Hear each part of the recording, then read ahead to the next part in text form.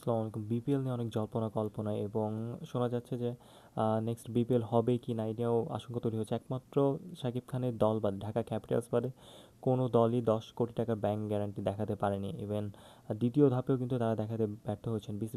BCB management কিন্তু বিপিএলে যেই ম্যানেজমেন্ট টিম আছে তারা কিন্তু দ্বিতীয় ধাপেও সময় দিয়েছেন যে 5 কর্মদিবসের। প্রথম ধাপে একটা সময় দিয়েছে, ওইটার মধ্যে এক মা শাকিব খান ছাড়া কেউ দেখাতে পারেনি। দ্বিতীয় ধাপে কিন্তু 5টা টিমের মধ্যে একটা টিমও দেখাইতে পারেনি, আর শাকিব খান তো আগেই দেখাই দিয়েছে। তো এই নিয়ে নানা একটা অনেক অস্থিতিশীল একটা পরিস্থিতি বিরাজ করতেছে এবং এত বাজে একটা সিচুয়েশন বিসিবি পার করতেছে, এর আগে কখনো পার করেনি। শোনা যাচ্ছিল যে এইবার নোয়াখালী রয়্যালস আসবে, অমুক আসবে, তমুক আসবে, ওভারঅল 10টা টিম নিয়েও বিপিএল হতে পারে। কিন্তু এখন এমন একটা সিচুয়েশন তৈরি হয়েছে যে কোনো দলই আসলে আগ্রহ প্রকাশ করতেছে না। মানে আগ্রহ প্রকাশ করলেও তাদের যেই ধরনের রিকোয়ারমেন্টস দেওয়া হয়েছে তার রিকোয়ারমেন্টস ফুলফিল করতে পারছে না। হ্যাঁ, সাকিব খান ছাড়াও পরে রংপুর রাইডার্স রাজি হয়েছেন যে তাদের কিছু ব্যাপারে রংপুর রাইডার্সের দ্বিমত ছিল, কিন্তু তারা অবশেষে তারা ব্যাংক গ্যারান্টি দেখিয়েছেন, দেখাতে যাচ্ছেন। কিন্তু এই দুইটা টিম ছাড়া আসলে মেনলি আর বাকি কোনো টিম পাওয়া যাচ্ছে না। যদিও জানে এবার বিপিএলে মাত্র 5টা টিম নিয়ে শুরু করতে যাচ্ছে, কিন্তু 5টা টিমের মধ্যে মাত্র 2টা টিম কনফার্মেশন করলো, ফাইন্যান্সিয়ালি রিকোয়ারমেন্টস ফুলফিল করলো, বাট বাকি এই 3টা টিমকে তো এখনও করতে পারেনি। এবং বিপিএলের ইতিহাসে সব সব থেকে কম টিম নিয়ে বিপিএল এইবারই হবে।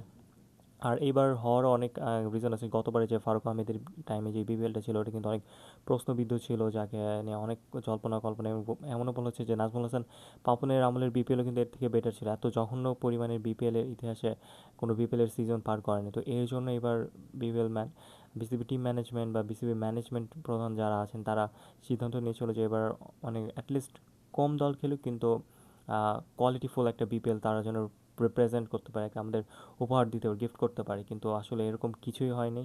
আজ মাত্র 2টা টিম কনফার্মেশন হয়েছে, এখনও তারা দিবে নাকি এইটারও একটা শঙ্কা। এবং বাকি 3টা টিম যদি এই ধরনের তাদের অবস্থানে তারা অটুট থাকে, আসলে নিঃসন্দেহে বলা যায় যে এবারে বিপিএলটা আসলে হচ্ছে না। তো এই ধরনের জল্পনা কল্পনা বিসিবি, দেখা যাক কীভাবে এই জটলাটা তারা সমাধান করেন। এবং আহ, এটার উপরে আসলে অনেক কিছু ডিপেন্ড করছে। আর বিপিএল কিন্তু not like just just the BPL আমাদের ম্যাক্সিমাম ক্রিকেটারদের, বিভিন্ন যারা ঘরোয়া ক্রিকেটারদের আছে তাদের কিন্তু একটা আয় রোজগারের একটা বড় একটা অংশ বিপিএল। এর মধ্য দিয়ে কিন্তু তারা বছরের প্রায় 1/3 বেশি ইনকাম কিন্তু এই বিপিএল দিয়েই করে। অন্যান্য ফ্র্যাঞ্চাইজি লিগ বা অন্যান্য বাংলাদেশে যে সমস্ত লিগ হয়, যেমন ন্যাশনাল ক্রিকেট লিগ বা অন্যান্য ঘরোয়া ক্রিকেট লিগ, এই ধরনের পারিশ্রমিক দিয়ে কিন্তু খেলানো হয়, বা এই ধরনের স্পটলাইট থাকে না যতটা স্পটলাইট থাকে বিপিএলের উপর। বিপিএল ইজ নট লাইক যে অন্যান্য লিগে কিন্তু এত বেশি ফোকাস দেওয়া হয় না। বিপিএল আপনি ভালো করলে আপনাকে নিয়ে আলোচনা বেশি হবে, আপনার জাতীয় দলে ফেরার আহ,